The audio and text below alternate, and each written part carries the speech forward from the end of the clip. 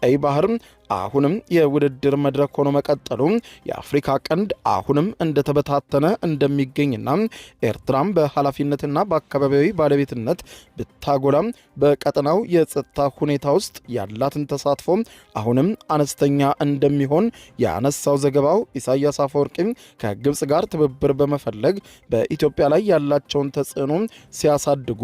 እንዲሁም ኤርትራ ዓላማቸው ከመቀጠናው ውጪ የሆኑ አጋሮችን ለማስተናገድ ፈቃደኛ መሆኗን የሚያሳይ እርምጃ በመሆኑ ቃለ መጠይቁ የኤርትራን ዲፕሎማሲያዊ ስሌት እንድንረዳ የሚያደርግና ይህም ኤርትራ ቀጠናዊ አንድነትን ከሚያበረታታ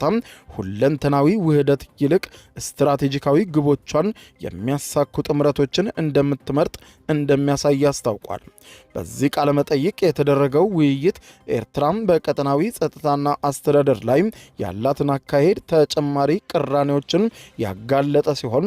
ፕሬዚደንት ኢሳያስ አፈወርቂ ስለ የጋራ ግዴታና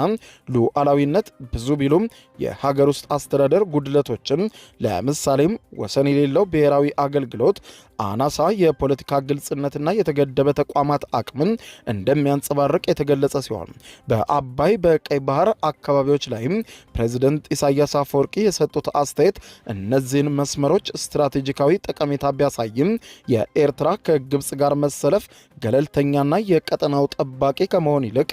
ኢትዮጵያን መገደብ የምትፈልገው ግብጽን ለማገልገል እንደምትፈልግ በግልጽ የሚያሳይ መሆኑ ተመልክቷል።